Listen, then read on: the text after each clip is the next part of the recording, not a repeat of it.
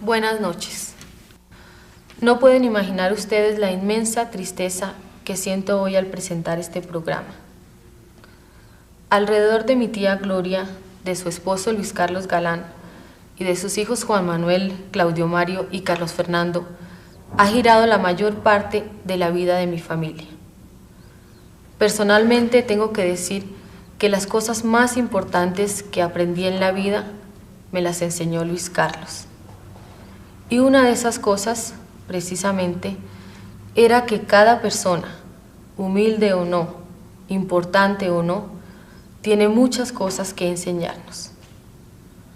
Con esa mira realicé la serie de entrevistas a los precandidatos liberales y social conservadores que comenzamos a presentar en Enfoque la semana pasada,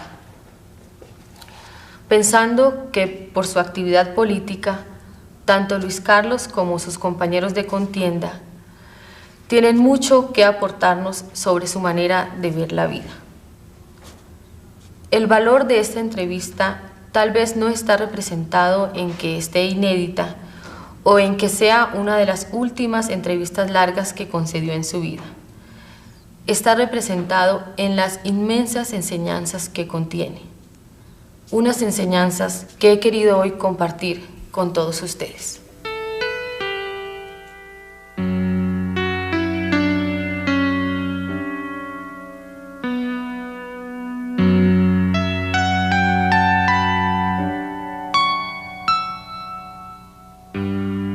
Doctor Galán, ¿usted cuántos años tiene? Voy a cumplir 46 años. ¿Qué es lo más importante que ha aprendido en la vida en estos 46 años?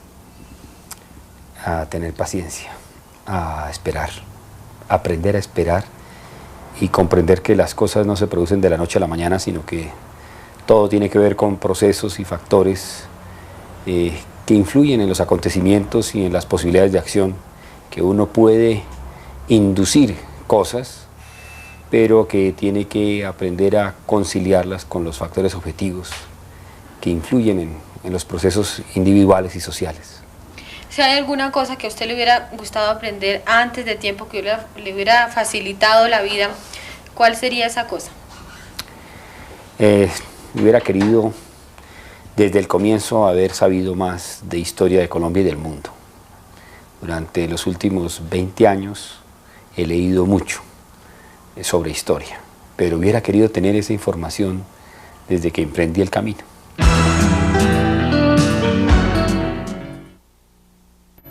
¿La decisión más difícil que usted ha tenido que tomar en su vida? La escogencia de mi profesión, como abogado y como político, porque sabía que era la crucial, y aun cuando la tomé relativamente pronto, desde antes de terminar el bachillerato, estaba convencido de que eso determinaría las cosas más importantes en mi vida. Si usted no fuera político, ¿qué otra cosa sería? Y no me diga que periodista, porque todos sabemos que usted también ha sido y es periodista. Pero ¿qué otra cosa la duda sería? la tuve entre ser abogado para ser político o ser médico para ser político. Bueno, pero ¿por qué razón escogió ser abogado para ser político y no médico para ser político? Porque pienso que es una profesión más directamente vinculada al proceso de la organización social. Ambas son de inmensa incidencia social, pero en el derecho se tiene por oficio la interpretación de los procesos sociales, de la organización institucional, los valores jurídicos, y entonces hay una implicación, en mi opinión, más profunda y eficaz para poder entender los procesos políticos. ¿Qué no le hubiera gustado de ser médico? ¿O qué imagina que no le hubiera gustado? No, tengo inmensa admiración a esa profesión, inmensa simpatía por esa profesión. No le veo nada grave como obstáculo, como impedimento, como sacrificio, al contrario. Aún no descarto la posibilidad de llegar a hacerlo. ¿Usted recuerda la primera vez en su vida que usted pensó en que podría ser presidente de este país? Pues yo creo que eso coincide prácticamente con mi entrada al bachillerato, porque me interesó mucho la política desde que llegué al uso de razón prácticamente, porque sentí muy de cerca las conmociones que tenía Colombia hacia 1949, 50, 51, cuando yo estaba llegando al uso de razón.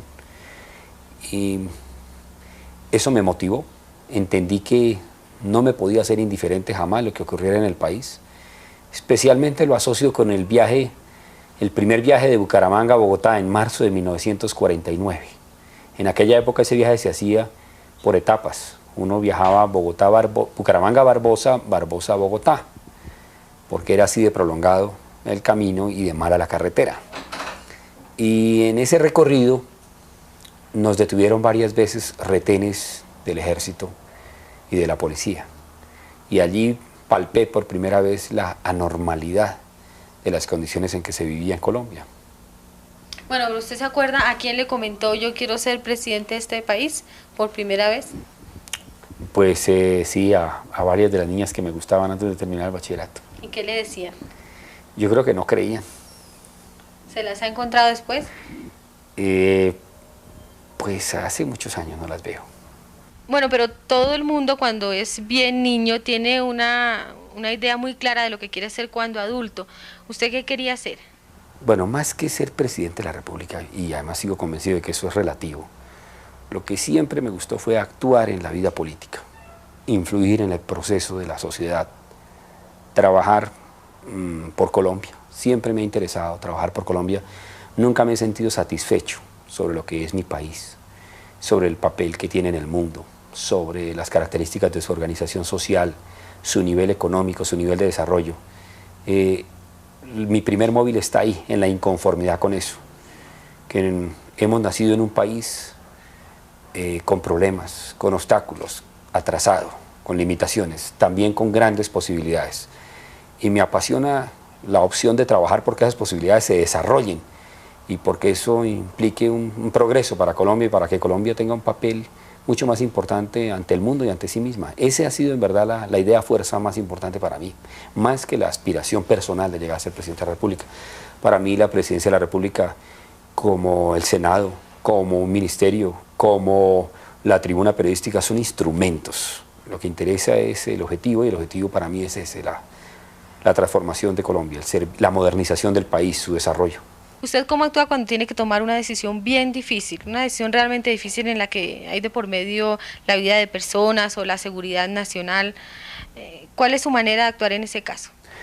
Yo creo que en cualquier decisión difícil, el punto de partida tiene que ser la mayor cantidad y calidad de información.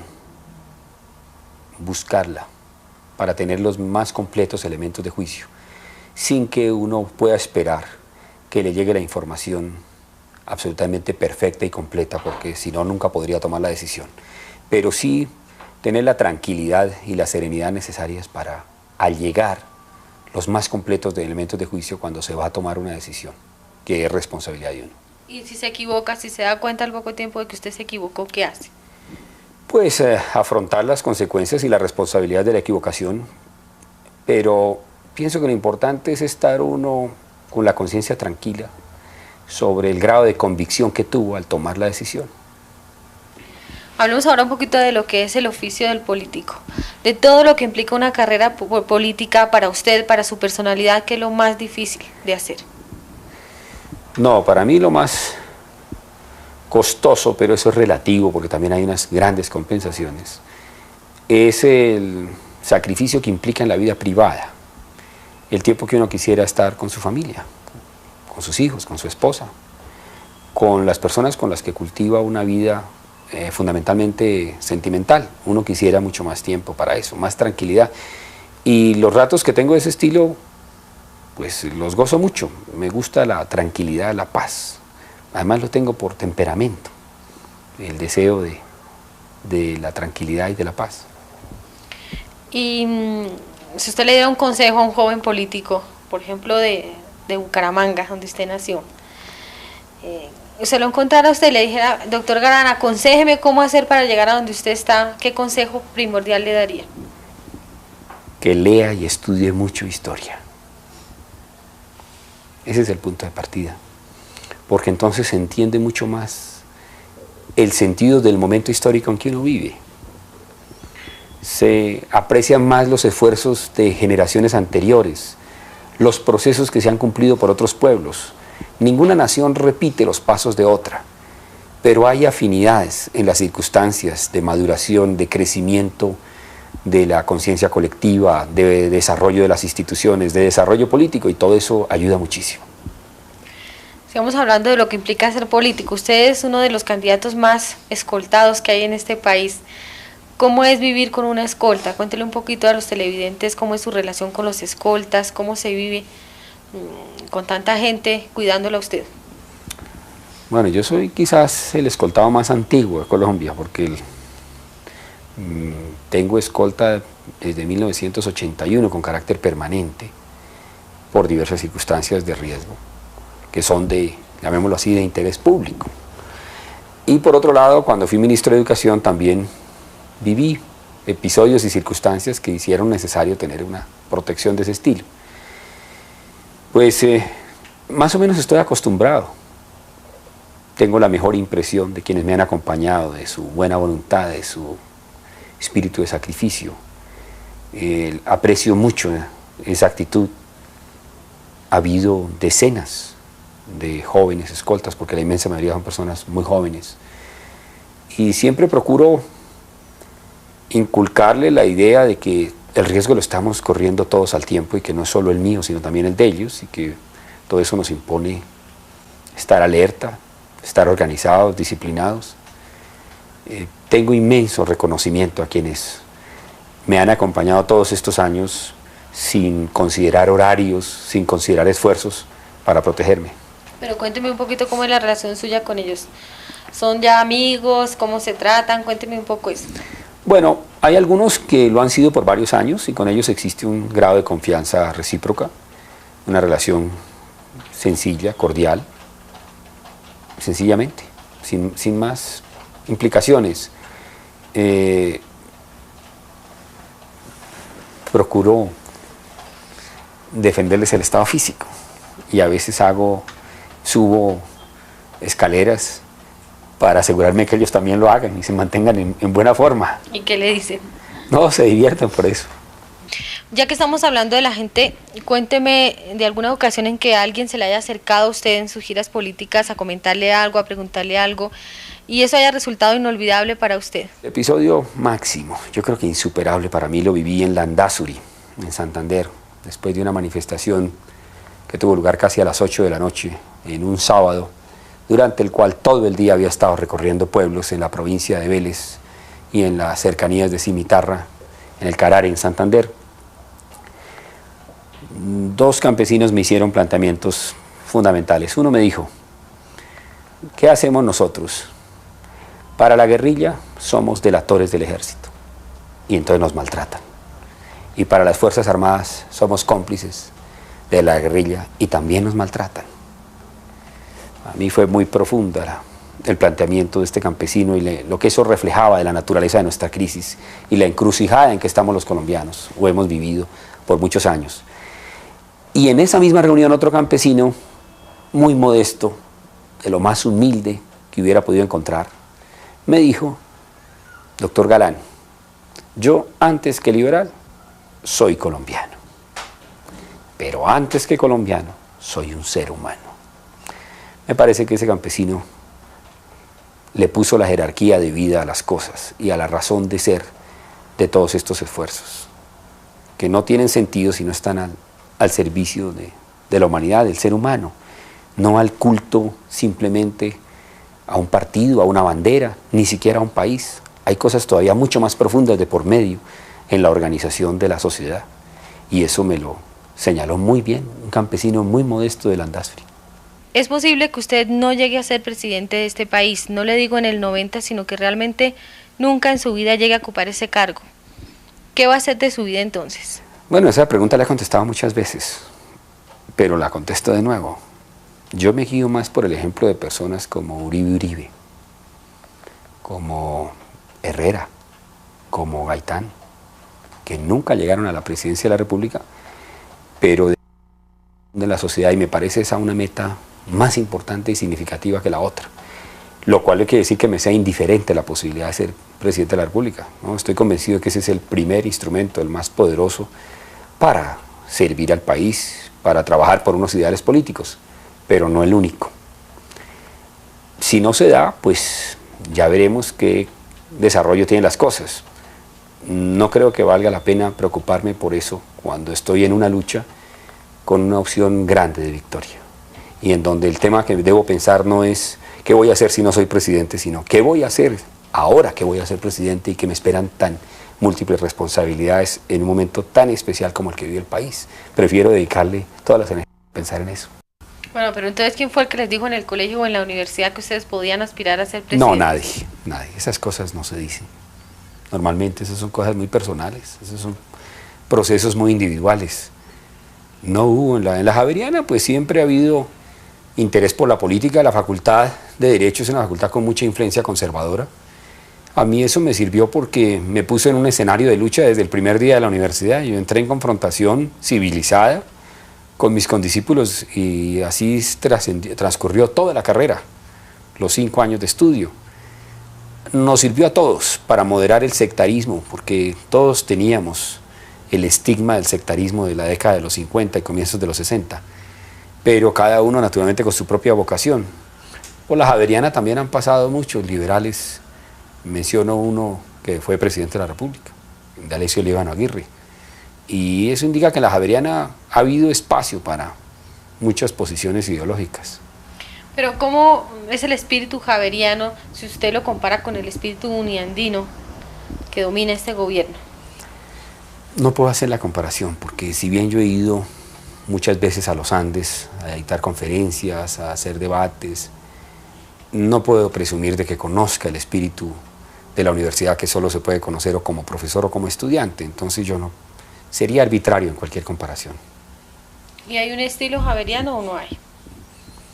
Yo creo que hay valores que son propios de la Javeriana. Es una universidad de clases medias, con mucha representación de las regiones del país. Es una de las universidades de Colombia, de las pocas que quedan, en donde hay estudiantes de todos los departamentos de Colombia. Infortunadamente nuestras universidades públicas y privadas se han ido encerrando en las regiones donde están localizadas. Y la Javeriana, por fortuna, ha preservado una vinculación de estudiantes provenientes de todo el país. Diría que más de la mitad de los estudiantes de la Javeriana no son ni de Bogotá ni de Cundinamarca, sino del resto de Colombia. Y eso es muy importante, lo fue también para mí en el bachillerato. En el colegio en el que yo estudié había internado. Yo no fui interno, nunca estuve interno, pero tenía condiscípulos que provenían de los llanos, del Huila, de Cundinamarca, del Tolima, de la costa, de Antioquia, y allí comenzó para mí un cierto proceso integrador nacional que se lo debo a ese colegio, y me lo complementó muy bien la Javeriana. Una cosa que comentan quienes lo conocen a usted es que usted es adicto a los juegos de salón, desde el dominó hasta el póker. ¿Para qué juego de estos es mejor usted? Muy mal todo. Ni he ganado mucho, ni he perdido mucho. Creo que lo máximo que habré ganado serán 20 pesos y lo máximo que habré perdido también serán 20 pesos. ¿Pero usted cree en la suerte? Pues sí creo que hay azar, hay imponderables, los hay. No son los decisivos, pero existen. ¿Y qué es lo que le trae buena suerte a usted? Bueno, ante todo, un buen estado de ánimo. Hay días en que uno se siente con más energía, con más creatividad, con más decisión. Y hay días en que no tanto. Y uno tiene como una intuición de que esos días de mayor creatividad siempre se traducen en progreso y en éxito. ¿Cómo se levantó esta mañana? Con optimismo.